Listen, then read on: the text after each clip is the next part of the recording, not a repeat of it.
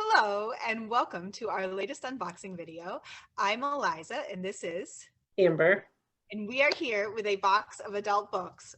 But wait, they aren't just like your normal everyday adult books. Some of them are, but then at the bottom of the box, we have some unprocessed books, which as you know, is our favorite because it might include cookbooks. So fiction, nonfiction, and then who knows what's going to happen. Do you want to go first? Sure. Okay, so it hasn't started snowing. It's supposed to start snowing a lot, but I got the book, The Children's Blizzard. Oh, And I feel like that's me inside when it's just like blizzarding and I'm like, more snow. But this book takes place in the late 1800s, in the Great Plains, and just about a devastating storm that is striking immigrant homesteaders. yeah, I think it's like a historical event. Um, I feel like this kind of fits as well. I have Himalaya, A Human History. This one's heavy. They use the good paper. The cover photo is amazing. And wow, yeah, it's basically just a history of people living in the Himalayan mountains, which I bet is a pretty interesting subject. Yeah, but it's a whole different way of living, right? Yeah, and there's a picture section. I always love the picture section. And I mean, I don't know that much about the history of that area, so I think this would be super interesting. Nice. The Liar's Dictionary by Eli Williams.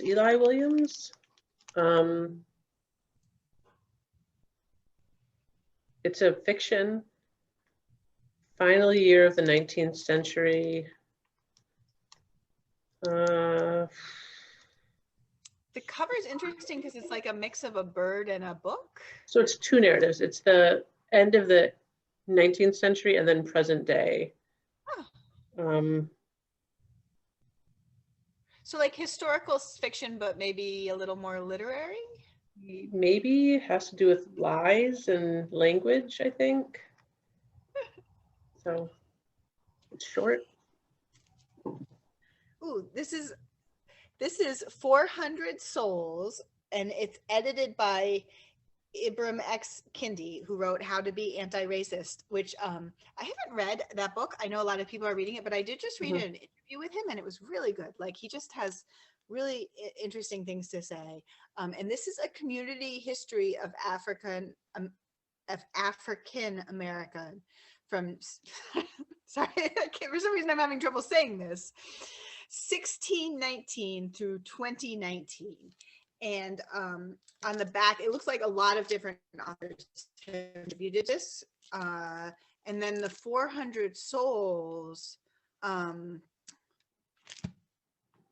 not sure what the 400 Souls refers to. But it does start in 1619 with the very first 20 Negroes brought onto the shores of Virginia.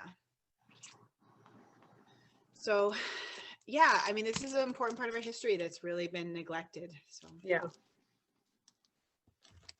The Eagles of Heart Mountain. It's a story about football, incarceration, and World War II America. So I think they're Japanese Americans who are playing on a football team. Oh. And it takes place in the 1940s, like World War II. I think they were in a detention camp, and then they left Yeah. the football team. And this one has, yeah, this is so obviously nonfiction, and this also has like some pictures, a few pictures in the middle, but that would be an interesting story. I like that we're getting some like good, like in-depth, but also readable nonfiction. Something that's not just, you know, the white person going through World War II in America. Yeah. Speaking of which, we have the new novel, The Prophets. This has been getting a lot of good reviews. It's by Robert Jones Jr. And it's actually a love story between two Black men who are enslaved And then I think there ends up being like someone who's proselytizing with Christianity, and so sort of gets them in trouble. And it sounds like it's a little bit of experimental, more like non-traditional writing, where maybe there's some of stuff is told in like I can't think what the term is, but like where it's like a chorus of people all talking about something together. Anyways, it's really just like getting really good reviews. Okay. It's fiction, yeah. Definitely fiction. Okay. Every Last Secret by A.R. Torrey. All she wants is the good life. Right now it belongs to someone else, but not for long. This is the first kind of like thrillery one I think looked at, which is weird. What is happening? I know, it's a nice little paperback. It's like, it just looks kind of creepy, right? Yeah. So that's all we want sometimes. Yeah, it's definitely like some kind of thriller. We want to know every last secret. That's the goal. Animal. I love the cover. I love the title of this. Animal, vegetable, junk. I mean, it says, then the subtitle is even better. It says, a history of food from sustainable to suicidal. This is by Mark Bittman, who's like the New York Times guy. I kind of feel like that cover tells you everything you need to know. Yeah. Wow. Okay. That's a nice dark twist on animal, vegetable, miracle. Is that it? I think it's like, yeah, animal, vegetable, mineral, and then animal, vegetable, miracle. And now we have animal, vegetable, junk. That's the natural evolution of that. The Burning Girls by C.J. Tudor. And this is, there's an exorcism, a haunted village, a thriller. In the end, it's a thriller, is what it says. So. Oh my goodness. This one is called Send for Me, and it's by Lauren Fox, and it says a beautiful tale of heartbreak. And this is historical fiction that takes place on the eve of World War II, and then also has a present day narrative. So it's two different times. And then I think it's about a woman who they end up having to leave and go to America, but without her parents. And then the daughter finds the letters. So I feel like that's a classic setup, but it's one I think people are doing it again and again because there's, you know, it's always comfortable. Yeah. It's comfortable. I feel like a lot of people right now just kind of want something nice that they know where it's going and are interested in the history of their family. So like the idea of finding the letters and yeah. Yeah. The Witch Hunter by Max Seek. A shocking murder in an affluent Helsinki suburb has ties to witchcraft in the occult. And this is another thriller. This is I mean, the word hunter in a fiction book is usually like a thriller, right? I feel like that's the most anybody has ever made me laugh at a blurb for a dark Scandinavian like thriller. Yeah, it wasn't really an unsuspected.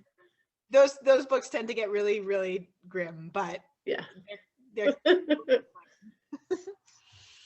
I've got the new Jonathan Kellerman, Serpentine. I like his back photo, but he looks like a little off balance. He's standing up and he almost looks like he's going to tip over.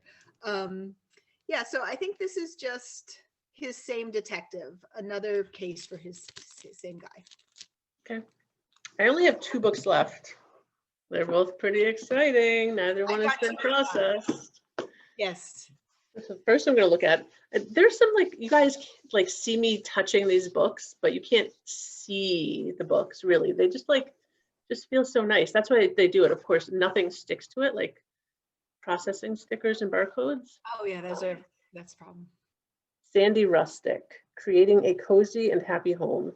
Is that, I know right now, like cabins or cottages are like this whole big thing and like such a big aesthetic right now. Cottage core. Yeah. I'm not really into it, but lots of pictures, soothing pictures of organized spaces that look homey and comfortable. Ooh, it does look nice. Yeah. Yeah, I think it's like kind of that minimal type of thing. I feel like this is just like another version of the same type of thing. This one is Martha Stewart's Very Good Things. And it's clever tips and genius ideas for an easier, more enjoyable life. And again, just lots of pictures of like nice looking spaces. If you're stuck in your home during winter and you can't go anywhere, Ways get to these organize books. your ways Right. to upgrade your salad. Yeah. How to Live render. vicariously. Wow, Martha Stewart just does everything. Oh my God. Well, she probably has a lot of people helping her also. So yeah. You don't think she's rendering her own fat?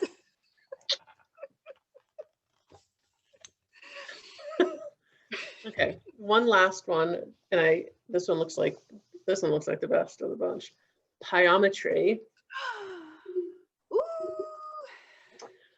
Modern tart art and pie design for the eye and the palate.